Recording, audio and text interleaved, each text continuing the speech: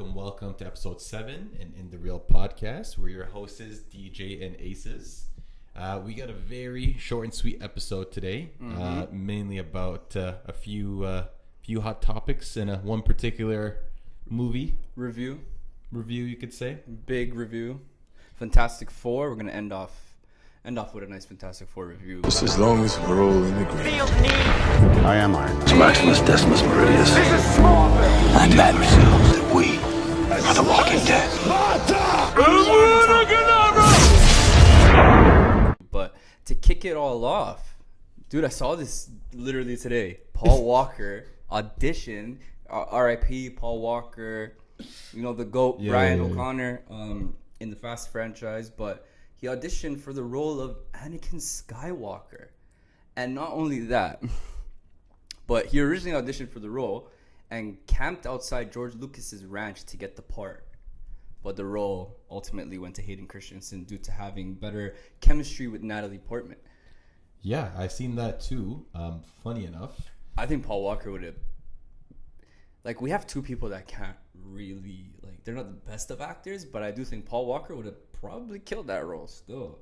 You're saying the guy who plays Anakin Skywalker and Paul Walker weren't good actors? I don't think Hayden Christensen is the strongest actor. No, I don't think Paul Walker is either like a strong actor myself, to be honest. No, I never seen them in anything to prove that they're strong actors.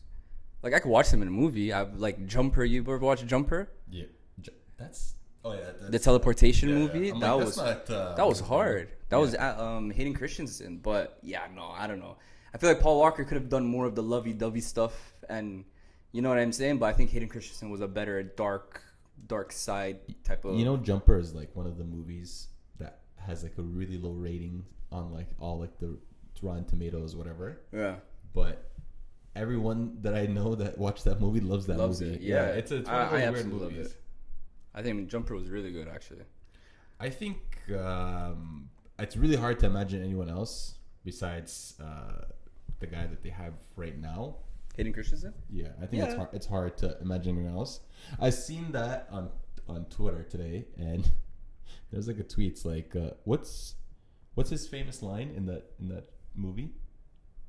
Something about I don't like sand. Is that what you're talking about? No, it was like a funny tweet. It's like I'm joining the dark side, cuh. Oh yeah, Paul Walker. Yeah, oh yeah. I thought you meant what's Hayden Christensen's famous line. Bro, I was like dying. I'm like, yeah, like and they his role in Fast and Furious or whatever. Like, it's that cuh line where he's like something cuh to Tyrese. That was a horrible line. It did not age well at all. Hilarious though. Yeah, hilarious. Looking back at it, it's hilarious. Yeah. I don't know. I think it worked out pretty good for both of them in terms of their careers. So yeah. The Odyssey, this is insane. Okay, it's coming out July 17th, 2027, next year. We already know star-studded cast: Matt Damon, Anne Hathaway, Robert Pattinson, Lupita Nyong'o, Tom Holland, John Bernthal, Charlize Theron, Zendaya. Crazy, right? Yeah. It's been assembled Avengers. This is the first movie entirely filmed on IMAX. The first movie. All these other movies, you can tell when the screen enlarges for certain IMAX scenes and stuff, but the whole movie's not like that. This is gonna be the first film like that, right? They dropped their tickets 1 year in advance for to sell. That's early, eh? Dude, they sold out so quick. I went on Cineplex, it crashed. Like, you know what I'm saying? Really? Like, were you one of the people that tried to get the ticket when it was available to pre-order? I wasn't gonna get the tickets because I'm like, why am I buying it a year in advance? Like, I don't know what I'm gonna do next year. What if I'm somewhere else and I want to watch it, right? But no, I just checked. Sorry, sold out. People are reselling it for $400 a ticket. Are they stupid?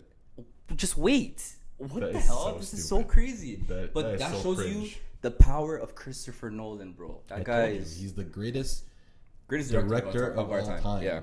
Like, and he's the IMAX GOAT too. I think he was one of the reasons why IMAX is so like popular right now.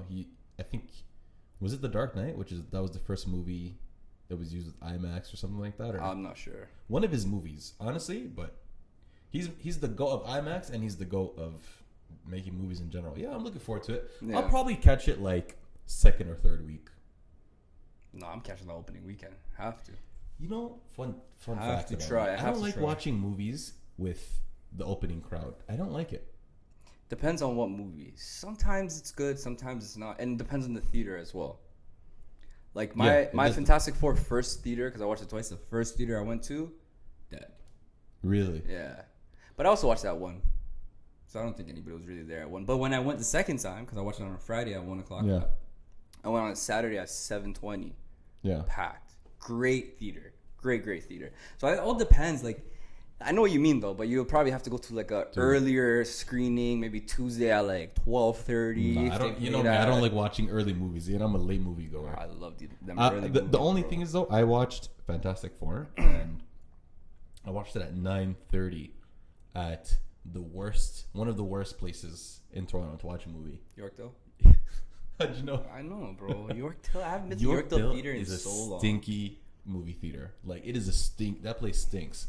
Bro, I grew up in that Hey? mall, but yeah, I don't go back for that Bro, theater. I hate I'll that tell theater. you. Look, the first thing that happened that kind of pissed me off was someone left the door open. So there was this bright glare on like the bottom corner. The worst, the absolute worst. Yeah, and like we couldn't like not notice it. Someone got up, Someone got up and closed it, right? Okay. Boom. Now we're sitting, we're watching the movie, bro. I don't get why people come to a movie to talk. Mm-hmm. Like, shut the hell up.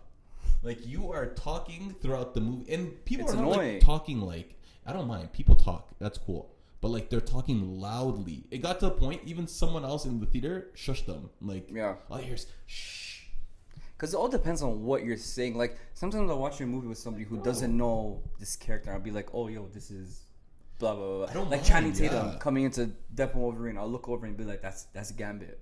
Yeah. You know, something like that is cool. But, bro, sometimes these guys would have People long don't shut the hell convo. up. And honestly, like, it was annoying. And I'm like, yo, this is like the worst.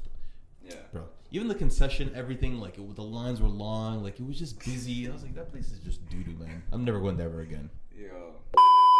Something big happened recently. Kevin Feige did an interview. And Kevin Feige is not really somebody who does interviews like that. He's been on a probably- yapping tour. He'll be on like a press run, maybe for a movie, and do a few interviews. But this guy talked to Variety, and we're gonna highlight some of the stuff he said in this interview. Okay, so first and foremost, Feige admitted that after Avengers Endgame, Marvel produced too much content quickly. Quantity trumped quality, he said, resulting in delays or shelving several projects. In response, Marvel is now deliberately slowing down, lowering budgets, and reducing Disney Plus series and output. He says, I don't like when things sit on shelves. Yeah, I don't think any of us do. He emphasized allowing TV shows to function as standalone narratives rather than tightly integrated with films. So these guys are going back to a format where it's like they're dropping one show a year.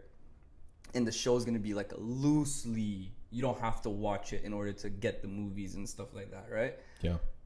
There's a few things I want to talk about when it comes to this. Number one, it's like, if you did all that quantity over quality stuff before, but you added names we actually cared about, I don't think the backlash would be as bad. Why do we have Agatha? Well, I'm not even going to say She-Hulk, because She-Hulk was a character I was interested in seeing. They just did it badly, in my opinion. Yeah. But Agatha, Echo is a character you put somewhere else, and that's it. Why does she have her own show? Echo, Agatha, doing something like Werewolf by Night. That I kind of allow because it's like a special presentation thing. Yeah. So we know you don't need to watch that, right? Baby Groot series? You ruined What If? You know what I'm saying? It's like, I don't think if they started off strong in the sense of like WandaVision, Loki, Falcon Winter Soldier, Discourse. Okay, a lot of people don't like it. A lot of people do like it. Regardless, we weren't saying Marvel's over. You know what I'm saying? It was a stinker. Until they started just hammering it out. Miss Marvel, I'm interested in, so sure. Moon Knight, an interesting character, sure. But these are series that you could have still made better. I like Miss Marvel. I also like Moon Knight, but I can admit Moon Knight at the end became really bad. You know what I'm saying? Like it lost me. Oscar Isaac's performance was the best part I've seen in that show. That show's a thumbs down. I'm not gonna lie to you. I wouldn't say that. It's definitely gonna be like in the middle of my Disney Plus ranking list, but yeah. Well, okay. I think that yeah, I think they should stick to the formula of it not being. Well, it follows the Star Wars. That's what DC's doing now. They're kind of copying Star Wars, where like there's individual stories that exist within one universe, so they don't necessarily have to all connect in a linear path, which I actually would like better. I think what Marvel did was fun in the beginning, where everything went down to Thanos. But you can't keep doing that, because what do you expect everyone to watch everything? Like, we're pretty big fans of this stuff, and I'm not watching the TV shows, a lot of them. Yeah. It's just not that good. And I feel like the TV shows should have at least its own subplot that doesn't necessarily directly connect. Which makes sense, because these are comic book characters that have their own storyline. Own stories. But yes, something like a Age of Ultron or a freaking Infinity Gauntlet storyline or Secret Wars. Yeah, it's going to bring everybody together, But they should have a street level story. They should, but they should also make it known. They can make it known this is all in the same universe without making us watch everything. Yeah. You get what I'm saying? Exactly. They can actually standalone projects would improve the quality, because now you focus on one story rather than creating a story for like Ironheart, and then okay, how are we going to connect it to like Doom or this or that? So I don't know. When our boy Bob Iger left, which is the CEO of Disney, that's when it kind of took it downhill. But I don't know. He's back now, so we'll see if they stick to that promise of quality. But Okay, so Phase 6, reset and recasting. Avengers Secret Wars is described as a reset for the MCU, not a full reboot. He said he doesn't like the word reboot. He said he wants it to be a now singular timeline, which is what I called years ago. That's literally the Secret Wars storyline, bringing all these characters together. That was their excuse into bringing Ms. Marvel and Miles Morales into the main universe in the comics. We knew that was going to happen. But he did say people like Cap and Iron Man are getting recasted. How do you feel about that? that's going to be like, there's just some guys that's impossible. It's impossible. Yeah.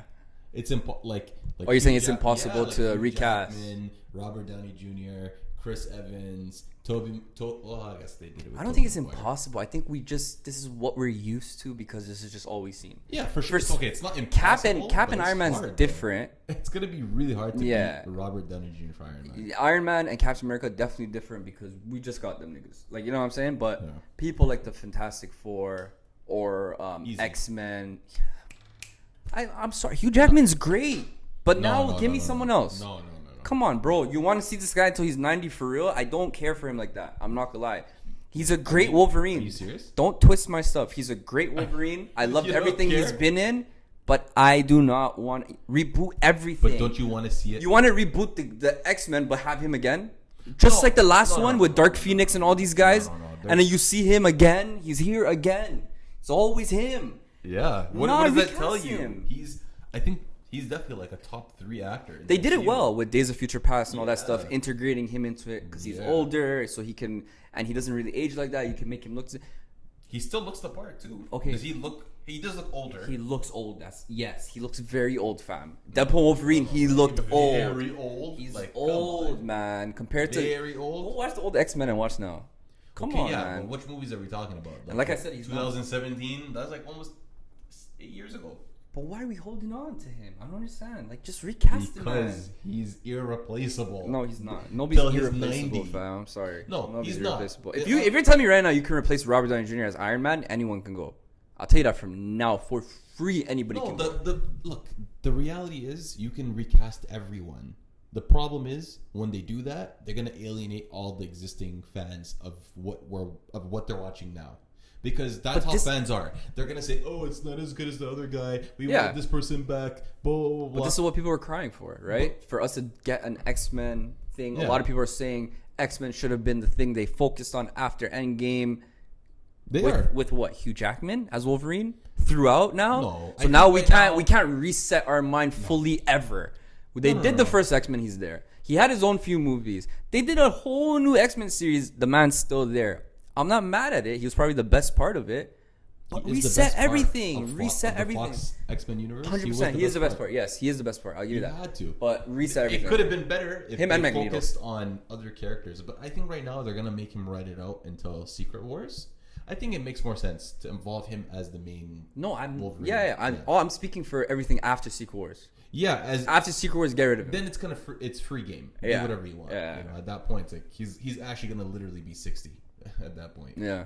So No, yeah. I'm sorry. Like, we can keep him for like a few love more Hugh years. Jackman. Love Hugh Jackman's Wolverine, but wrap it up. What did you say? Put it in the bag. Put the money in the bag. What did you say? Put the fries in the bag. Fries in the bag for real. He reacted to DC Superman, praising it, saying, "Look at Superman. It's clearly not a superhero fatigue, right? Because he's coming off to talk about superhero fatigue. He doesn't think it's a real thing. He urges that audiences are still receptive to comic-style worlds and when it's done right." What do you think? Do you think there's superhero I don't think fatigue? there's such thing as superhero fatigue. I think there is a little bit. I think there's some superhero fatigue when you have bad stuff. Yeah, nobody's gonna ever like bad stuff. So I think they're gonna just say too much stuff, too much superhero fatigue. Well, and Marvel was dropping a lot of stuff. But like I said, if they were dropping stuff with better names to it, if they, let's just say they gave us the craziest, Iron Fist show. If they rebooted Iron Fist and they gave us a Disney Plus Iron Fist show, that would have been hard. Iron Fist and Shang-Chi are like some of the greatest fighters out there, and knowing their lore and everything behind it, great. I don't know why you're laughing. You don't know Iron Fist? You're laughing because the guy who played him was absolutely trash, and the show was trash, but... Yo, those shows, like, I'm sorry, Iron Fist. Yeah, but you're talking about the shows Yeah, we I know, already I know, got. I'm saying, what if they just gave us interesting characters? But here's the reality of it. These movies, you know why there's something called superhero fatigue right now? It's because these properties, these IPs make hundreds of millions of dollars. So in their brain, the investors of Disney, who owns all these characters, they're trying to improve, or I guess, make their output a lot larger to make the bag. That's why this fatigue exists. Yeah. It's a balance. It's not, is the audience tired? Is Disney tired of making billions of dollars? Because that's the whole thing. They're trying to capitalize off of the success of the, I guess, phase 1 and 2, where they've seen every movie cross at least $500 million to $1 billion. Movies like Spider-Man No Way Home made $500 million in a weekend, in 1 weekend. Mm-hmm. The movie has Deadpool and Wolverine made $1 billion. Yeah, Spider-Man was, I think, 1.9 billion. Like, that is $2 billion on a movie. These movies are making astronomical returns. That's why they're pumping them out like hotcakes. Mm-hmm. So they got to figure out a way to make money on. I don't see them slowing down in a huge sense in terms of like taking their time on things. But that's not even like answering what we're talking about. You're just basically saying like what they're dropping is like money grabs, and we know that already. We know studios, that's what they want. Yeah. What I'm saying is, you want the money, we want the content. So I'm looking at the DCEU movie list of what they dropped. Other than Batman vs Superman, Man of Steel, I'm not saying these are good movies. I'm saying these are like something that will put me in the seat and make me watch it, buy a ticket, right? Mm-hmm. Batman vs Superman, Man of Steel, maybe the first Aquaman movie, Shazam, Blue Beetle, Black Adam. 6 movies, fam. What? And you know what's crazy? Birds of Prey wasn't even a bad movie. It was not a bad movie at all. But why is it there?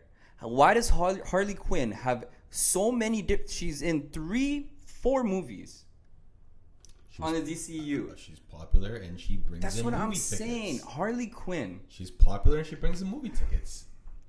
You're proving my point for me. It's the money grab is the reason why this is not working. It's not about superhero fatigue. Because if we got a hard Superman movie, Batman vs Superman, we got a sick Aquaman movie, we got a sick Flash movie, we got a sick Wonder Woman movie, we got a banger Justice League movie, then you give us Dr. Fate, you give us Green Arrow, you give us this, that. It's not about superhero fatigue. It's just what they're giving us is trash. That's what I feel like. If they gave us good stuff, we would not be tired of watching it. But we're getting shit after shit, and it's like, okay, not only are you giving us shit projects, but you're doing it in bulk. Yeah, I'm tired of it, fam. Yeah, but you know what I mean? I think superhero fatigue is getting conflated. But the problem is with superhero fatigue is the audience, even though they're fatigued, they're still gonna go watch it. That's the problem. These characters are so popular, whether it's Spider-Man or Dog Shit Man or whatever it is, people are going to go see it. And they're going to spend their hard-earned money to go see it. What I'm trying to say is that the audience needs to have a little bit more self-control when it comes to certain movies and certain projects, which would in turn, give the studios a message of like, we can't just drop anything. You know what I mean? So the problem is, like, all those movies that you listed, they've all made a lot of money, even the shit ones. You know what I mean? People are gonna watch regardless, good or bad. So what's the incentive for the studio? You're gonna watch it regardless. Why am I gonna try hard? You're gonna watch it. I can rush on the CGI. I think right now we're arguing the same point on different sides. We're just giving different reasons why people are just tired of it. But my main thing is I don't think it's. Let's put it like this. Like I said, if you give us good stuff, we won't be tired of it. I'm just leave it at that.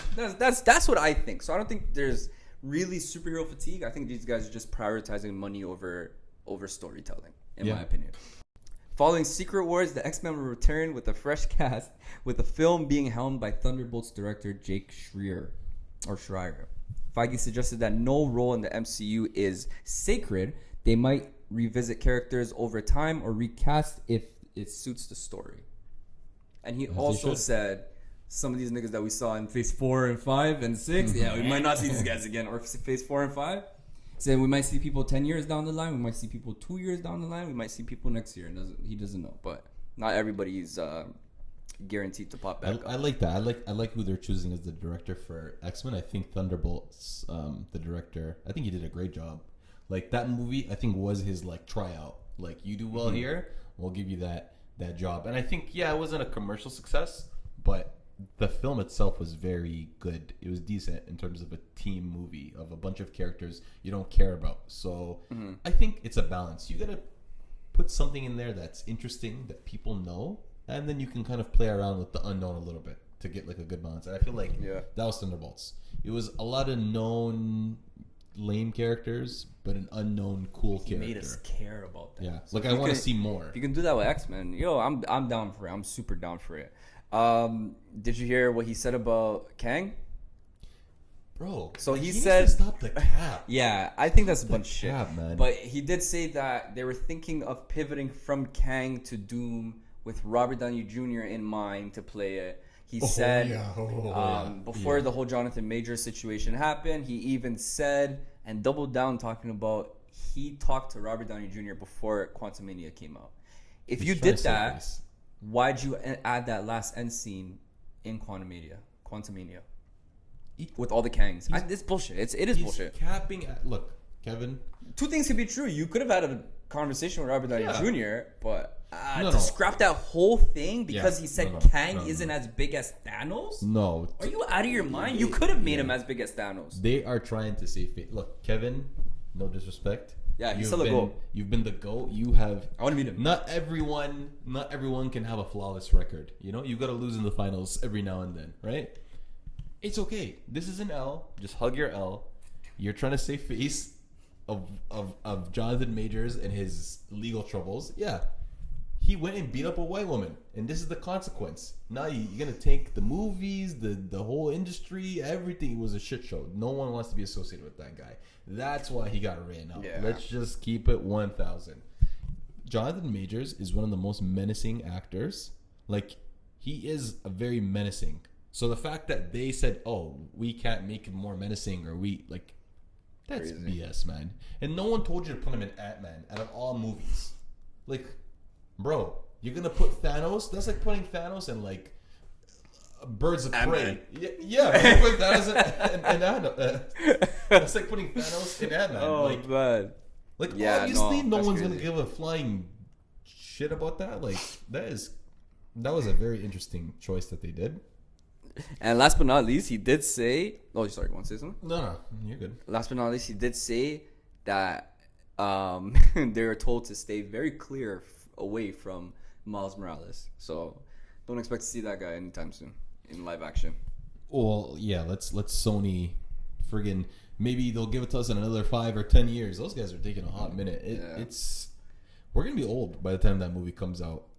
And someone should just threaten them. Yo, Annie up right now. Give me all of them characters. Spider-Man right now. I think I'd rather wait. Joke, man. I think I'd rather wait. No, wait. Spider-Verse is yes. I was gonna say that. All jokes aside, I do want to see Spider-Verse end before they bring him to the live action. And we don't need 2 Spider-Mans, like 2 Batmans and all that, in my opinion. But and let's finish this. Let's see what Spider-Man 4 does first, right? And then we can kind of go into that. I think Kevin Feige was on a Yap tour, and because he's leaving, or is he? His contract's up in 2 years, but I don't know. He might stay, bro. You never know. I don't. You think they want him out? Afford him. Who's really? You don't think so? I don't think so. I think people like that become too valuable, and it's like, why do we need him? You know? Maybe they did it on purpose. He's gonna leave. Somebody else takes over after Secret Wars.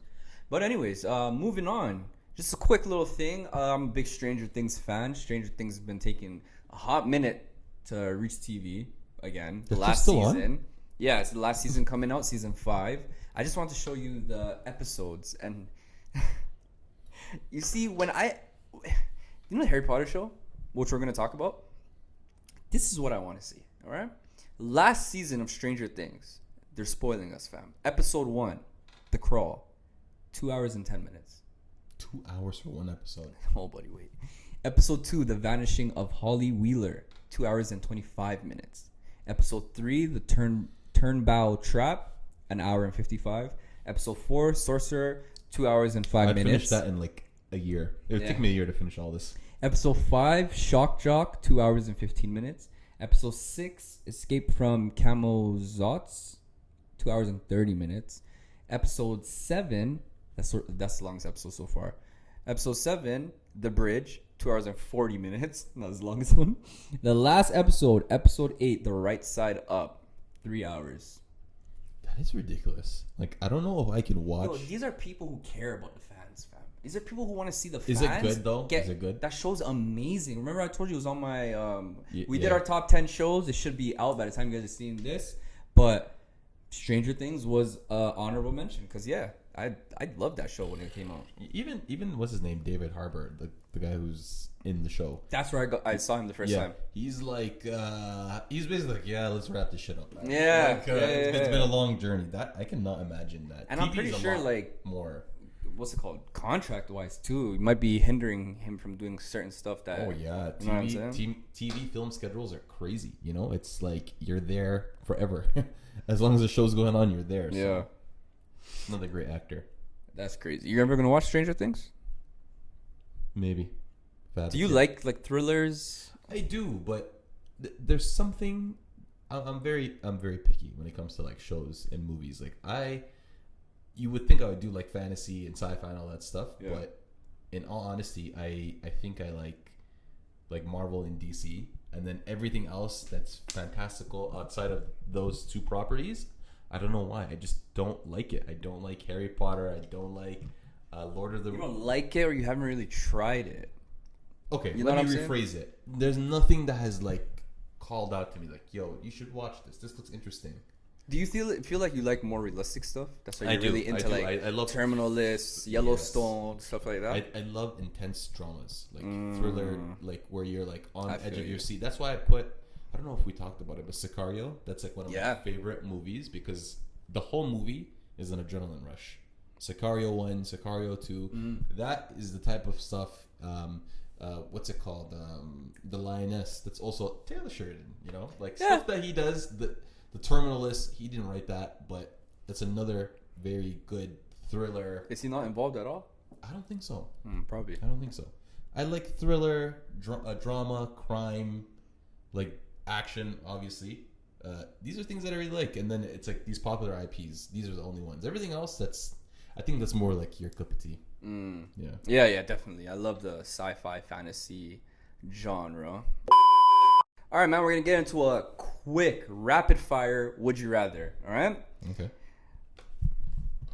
Okay. Would you rather lose all your favorite childhood movies or never discover any new classics again? No new classics. No new classics? Hell no new classics. Really? So yeah, like Sinners, you'll never be able to watch again. Yeah, I'm okay with that. Really? Bro, do you know how many movies? Yeah, you're right. Still, I've watched Spider-Man 2 maybe 500 times. Like, no, that's crazy. That's actually crazy. Like, still, there's no way I'm giving that up for Sinners or whatever. I love movies, but like, yeah, the classics are the classics, man, for a reason. I don't want to ask you this, but real quick, would you rather get early access to every A24 film or every Christopher Nolan film? Of course. Like, it's. Would you rather? That's more a question for you guys. Would you rather go to Sundance or Cannes with a press pass? That's not really your bag, eh? Like, do you know? I would do Sundance. Sundance is cool. Yeah. Would you rather write one perfect screenplay that's never made it, or 10 okay ones that all get greenlit? 10 okay ones. Yeah. I want to make the bag. Would you rather have access to every director's cut ever made, or see unreleased projects from major studios? Like unreleased projects, as in stuff that that's been announced but just never made it to the light of day. Is that what you're talking about? That's a good question. Would you rather have access to every director's cut ever made, or see unreleased projects from major studios? I would. Unreleased projects is you can. They announced it, but Batwoman or Batgirl. Sorry, like Batgirl would be something like an unreleased project, but then you would have David Ayer's Suicide Squad. Director's cut. Yeah, 100% director's cut. Are you crazy?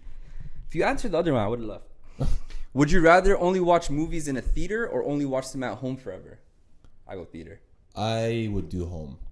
I told you I don't like the crowd. I don't like the crowd. Yeah. I like I having love a big the theater, TV bro. at home with a nice surround sound and like one or two people at the most. I like watching things alone. You don't like that feeling of just these are all like random people beside you? I never had a good experience when it was ever. No way. Well, the thing is, I never used to watch movies. Like, I just started to watch them now, where they're like, okay, it comes out on Thursday, I'm watching it on Friday. Yeah. So like, so far, yes, everything has been quite annoying. I'm like, shut the like. My biggest pet peeve is noise. Yeah. Like, just shut up. I know what one of your top movie experiences were. Mission Impossible. No, not to say. Okay, fine, I'll take it back. There's some times where it's been like bang, like fire. Yeah. Imagine when we were younger and like you go with friends at school after school or something. We go watch a movie or something. Like it slapped. It hit different. Still. It's different. Back then, yeah, I think I would have want to have watched those things when they came out right away. I think it would have been sick. But now I'm a bit older, bro. I gotta sleep at like 11 o'clock. I don't want to hear someone's conversation 2 rows down. You know what I mean? Yeah, that's bad theater etiquette, though. It is. Let's just say hypothetically, you get a really good theater, and but yeah, I know you're a home guy regardless. But would you rather erase one bad movie from existence or bring back a canceled movie project? Canceled movie project. I don't hate the movie that much. There's maybe I'll take Man of Steel. No, I'm joking. There's worse movies. This guy, there's worse movies. Hater. Would you rather get a sequel to your favorite movie or a remake of your least favorite one? I would do a sequel. Great. Really? I'd do a sequel. I'd probably do a sequel too. Yeah. But do sequels like include prequels? Can I do a prequel? Yeah, I think it's just like a movie that's attached to it. It doesn't even have to be a sequel. It could be Takers prequel. I would love to see that. A prequel? To Takers, how the team formed. I want to see a sequel, if anything. No, there is no sequel. They all die. What are you talking about? Did they? I don't remember. Only Paul Walker and Idris Elba survived then. Remember not Michael B. Jordan. Chris Brown and Michael Ealy? Chris Brown always dies. They looked at each other and they walked out the front and it starts blamming it up and the jigs just wet them. Yeah, that's crazy. Would you rather live in the world of Inception or The Matrix? Huh. Both of them sound like hell. Okay, am I Neo if I'm in The Matrix? You're just living. It's you living in these worlds. Okay, I'll do Inception. Inception, because it's still a regular world, right? It's. They would have to take you and put you in the thing, right? Or are they talking about the actual? I think as the main character, it doesn't make sense for any. You know what? I'm gonna do Neo. I'm gonna do The Matrix because you can do a lot of cool shit. Like, would you rather only watch movies from before 2000s or only after 2010? I think for us it's different. We would pick after 2010, right? Only? I don't think there's anything I care for like that before 2000. There's a lot of regular movies. The Lion King. But there's more blockbuster movies now. So it's like, do you want to watch? Actually, no. There's very classics before. Yeah, there's a lot of regular movies that like, okay, when this theaters weren't all about like making $1 billion in a weekend. Scorsese, a lot. That's all his films. They're gone. Yeah, Majority of them. I would say I would do the older movies. I'll still do the 2010s. Not gonna lie. Would you rather only watch movies or practical effects or only CGI heavy ones? That's a stupid question. Yeah, that's stupid. Don't even answer it. Would you rather be typecast as a villain or always play the goofy best friend? Villain. Yeah, I think villain's fun. You can Mark Armstrong. He's the guy that played Sinestro. He played also the villain in Shazam. He's always a villain, and honestly, like I think that's a better role for him versus Mark Armstrong. Oh, okay. I think that's a better role for him versus the goofy friend. Like I don't know. That's not a lot of jobs in your future. Last but not least, would you rather have dinner with Tarantino or Scorsese? Neither. Or Nolan? No. There you go. Both. All those guys are pretentious as fuck. Not Nolan. All right, man. Getting into our spotlight sessions. Listen, HBO Max, Harry Potter. You know, I had a lot to say about this. I've talked about this in many episodes. I'm finally on board with it. I'm a very big Harry Potter fan. I think they could do a lot with this show. That's what I said, right? I'm gonna watch it for you. No, we gotta watch the movies first. We definitely gotta watch the movies first, and then you gotta watch the show. But so new leaks have revealed, okay, episodes count and filming schedules, and there's a good reason behind the rush. Okay, each book will be adapted into one season, with the first 2 seasons set to have 6 episodes. Listen. No, listen, because there's no way you're gonna bring this and make it a series and tell me, yeah, we can get deep dive, da da da da da. You give me this 6-episode format. I hate it. Now, that being said, depending on the runtime, go back to Stranger Things. If they start blessing the mandem like that, obviously they're not gonna give us 3-hour episodes, but there's no way you can get a first book. You don't think so? Weren't all the books done in the movies, which were how long? No, that was the big thing with Harry Potter. Not everything. There was so far from the detailed versions of the books, especially the 4th movie, Goblet of Fire, where it has so much information. Okay. And we only you're supposed to get certain scenes with Voldemort and his memories, right? Okay. Showing the past and stuff. You get maybe out of 6 of them in the books, you get 2.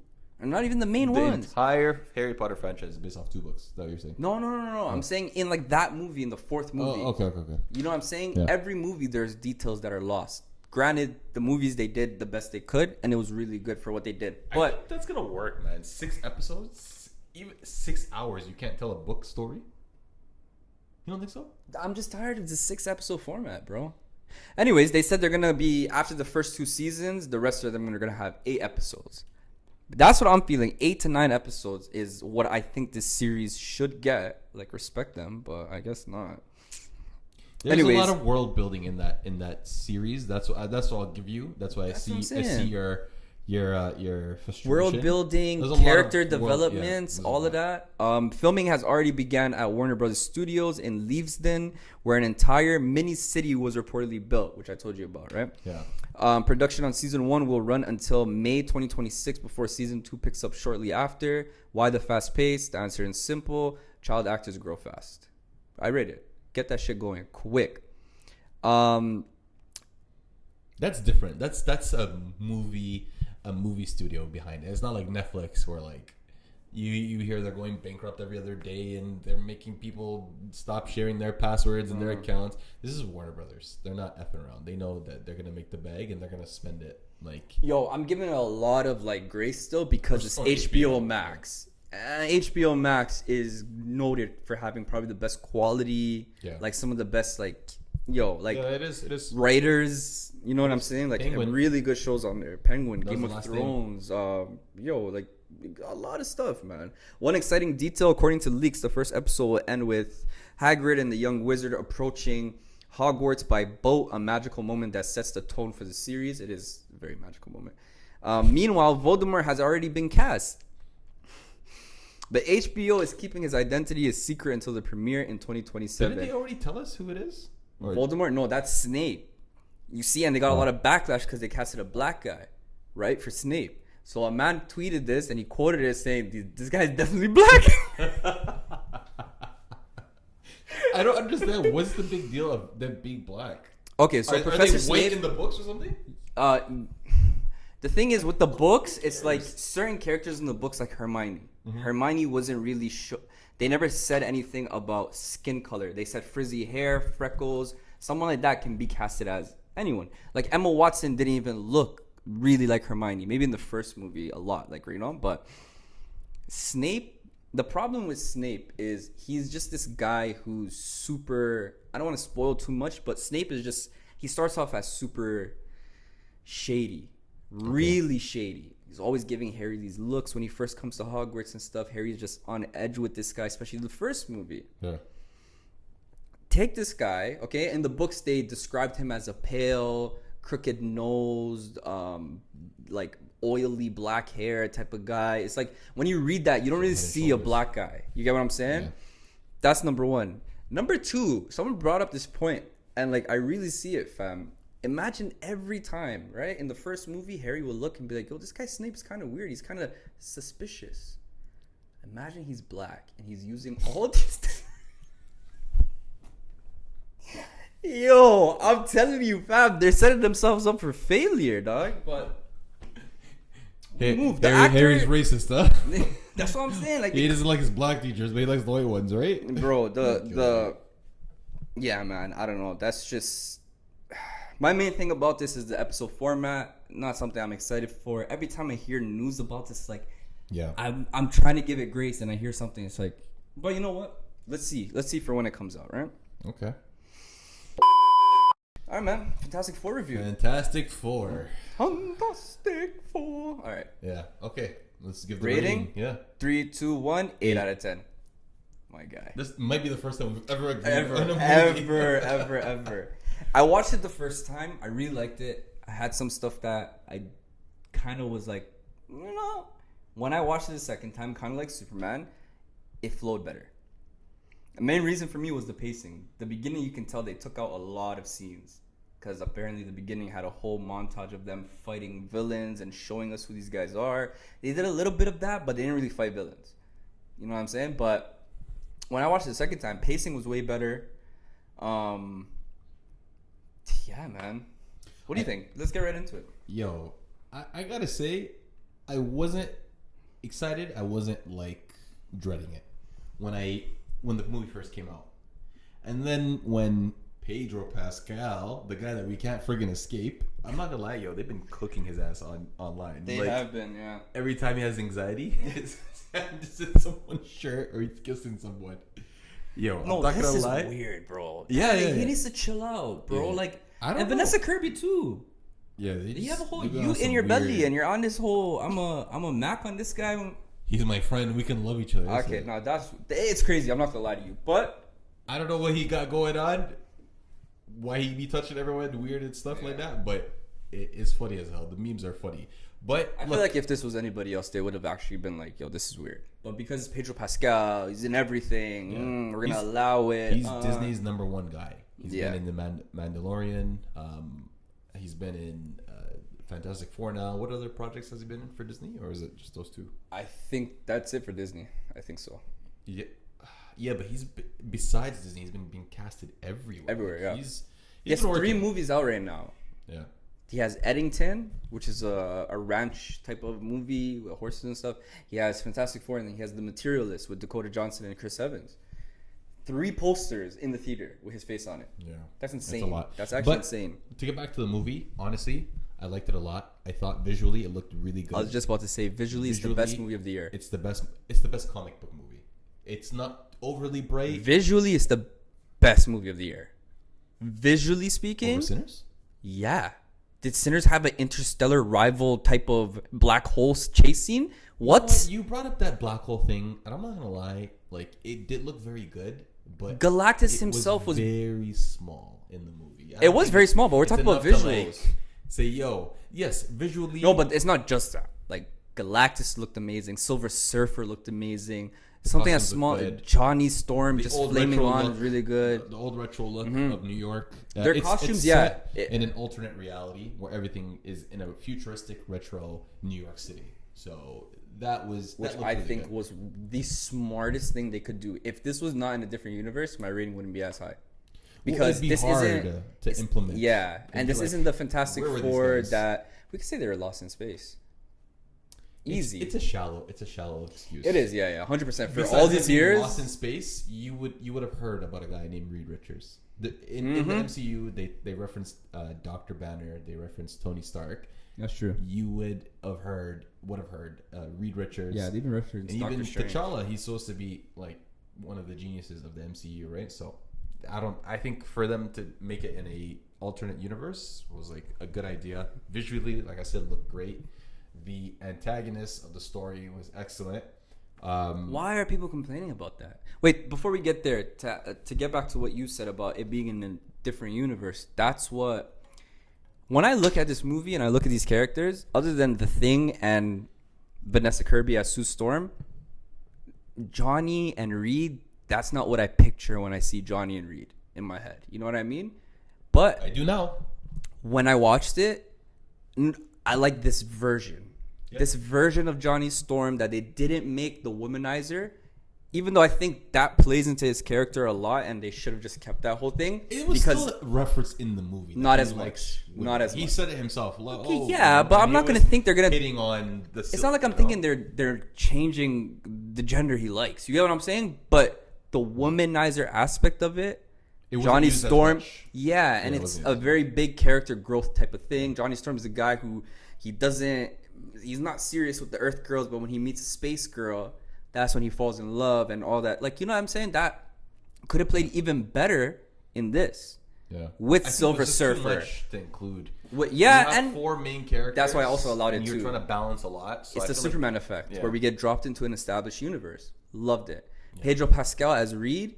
Oh my god. He was actually really good. Everyone's performance in this movie was really freaking good. I see why he gets casted all the time now. He's an amazing actor. He He's one of did- the greatest he- actors yeah. of I our think time if right not, now. He was the best performance in the movie. He played a very convincing genius. Yes, and And he it was was like, different. It was yeah, different. yeah. I would say the first Eon Grufford, the guy who played the first Reed Richards in the Chris Evans movie, I think he is the most. Him and John Krasinski are the most comic accurate, but especially that first one, Look-wise. look wise. But even the way he acts, Yeah. in the first, I rewatched the first 2 Fantastic Four movies, and I'm like, bro, the cast wasn't bad, the movie was bad, but Yeah, the writing was a cast, little bit stinky. yeah, it was Even definitely that the was writing. good. Dialogue was horrible. The whole Galactus being a cloud, all of that was bullshit. But the casting was really, really Yeah, good. it was spot on. Jessica Alba, Chris Evans. I don't even know who plays. Michael Chiklis is his name. He was in Bad Boys 4. Remember, he was. You know what I mean? And I saw him he in- looks the same. I saw him in other places. back. This guy, that guy, he's. You know, Oh, rest in peace to the actor who played Doctor. the actor who played Doctor Doom in the other movies. from cancer. Great portrayal of Doctor Doom. His name. I think he was a bit too jokey, but regardless, great portrayal. He looked really good as Doctor Doom as well. Yeah. His name was Julian McMullen. McMullen, yeah. McCullen, I think. Or McMullen? I don't know. But honestly, Well, rest in peace, man. That's it's sad. good cast. The dynamic, the team dynamic, the chemistry Yeah. between the actors I were really felt liked like a Vanessa family. Kirby. She was amazing. Yeah, like She was that amazing. surprised me. And people like, because I don't want to keep jumping back and forth, but that end, after seeing Jessica Alba, Sue Storm, whenever she makes a force field, she's bleeding. Like, bro, this isn't Sue Storm is up there power wise. Yeah. She can take out the rest of the 3 of them if she wanted to. That's how up there she She is. showed it with Galactus. She showed it this time. Finally. These guys work like a team. They move like a family. This and Thunderbolts really gave me a family vibe. Yeah, it did. know what I'm saying? It was more coherent in terms of like the team, But like this is- the reason for the team existing. Yeah. And I thought even the plot of the baby being either. I like how they didn't give too much for Franklin. Why he's so powerful, what his powers are. In the comics, he's a very powerful. I saw the panel. You say he's a mutant because he's born with the powers. Anyways, he's a powerful character, and I like how they briefly touched on it. And the only drawback that I had with this movie, really, besides a bunch of little things, were I wanted an explanation from the Thunderbolts end credit.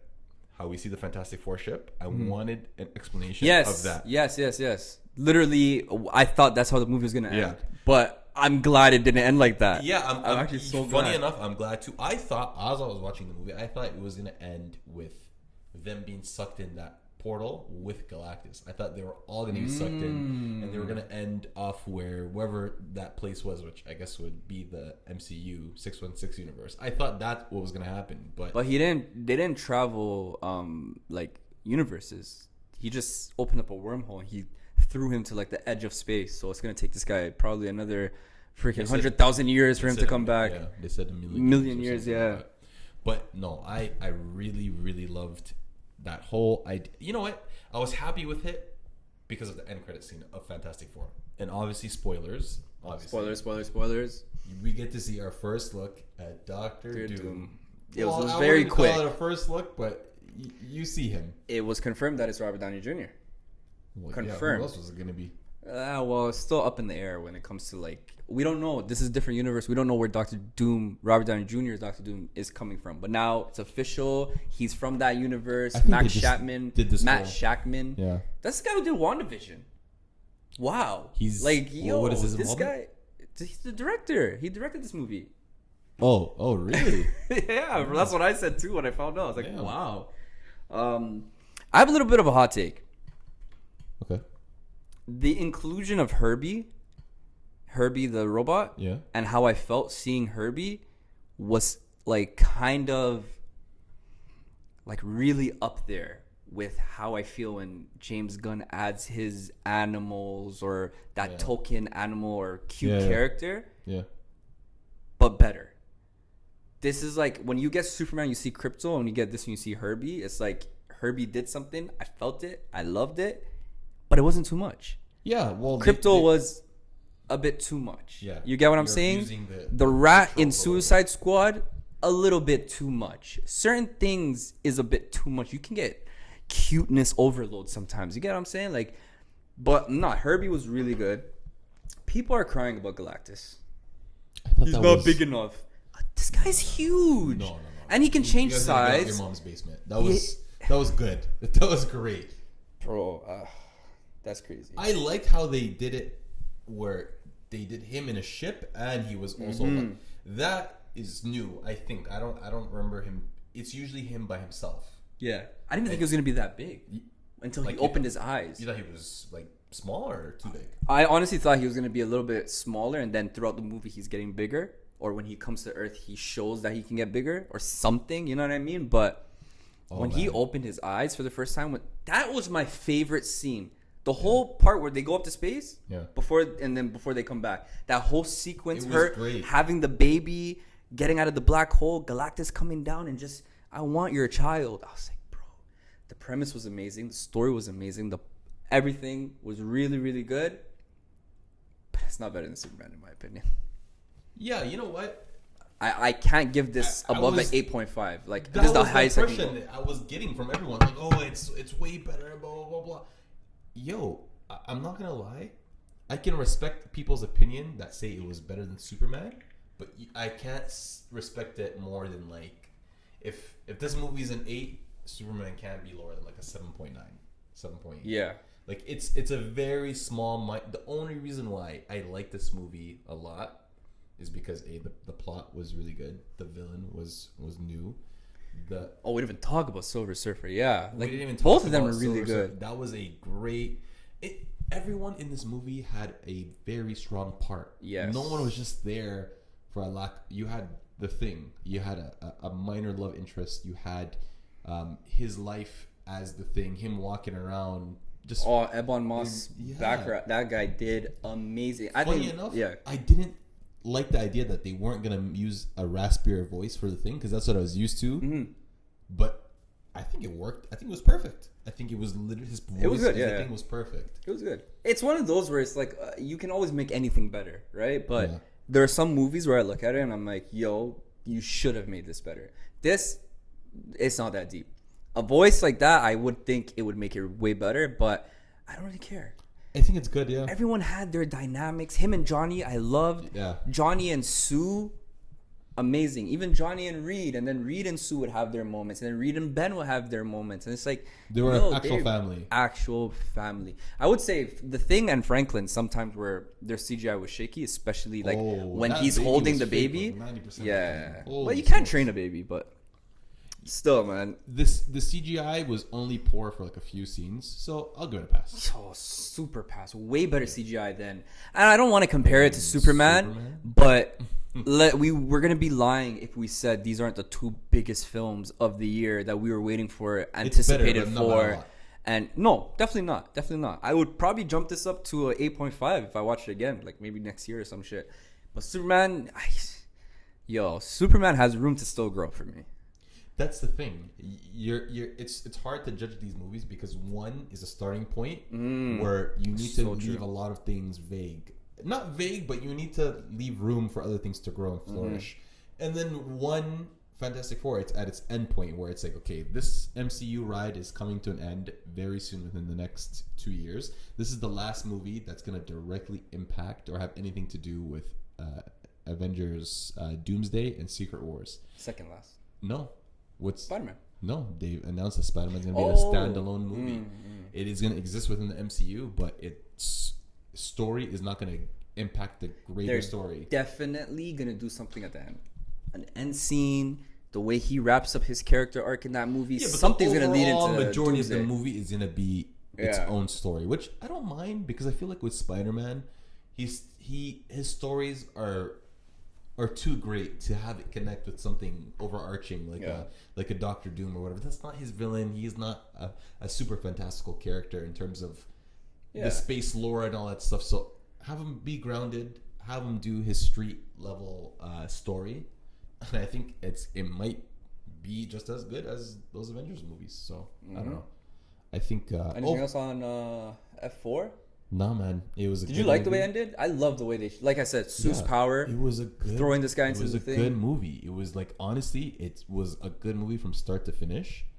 I loved how all the characters again had their own moments. Johnny, they gave him more. He's not just like some stupid airhead like the way Chris Evans. I'm not gonna like Chris Evans. The way he portrayed him, it was excellent. So I'm not even throwing shade at that. But that's the thing. Johnny Storm's not stupid though. At the end of the day, some iterations he's in NASA. Like he was in NASA. He got kicked out of NASA. Yeah, but he was have in to be NASA. smart to be You an know astronaut. what I'm saying? That's crazy. Yeah. Like that. People forget he was an astronaut. Michael B. Jordan's character in his Fantastic Four. He wasn't like a scientist, but this guy was one of the best mechanics, right? That's why he was helping them with the machine and building that machine. Yeah. This Johnny.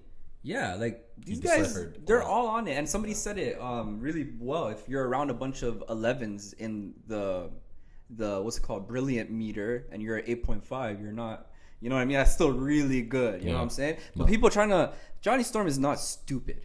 He's not an idiot. He's not Drax. You know what I'm saying? Like this guy's, he has a head on his shoulders. He's suave. He's you know what I mean? He's just playboy. He's a womanizer. That's what he is. That's the part people don't like. But he's not a stupid guy. But I think Julia Garner, or I think that's her name, Julia Garner, she did an amazing job. We got that scene in a trailer. I herald his beginning, I herald your end, I herald Galactus. Way longer in the movie. Yeah. Oh.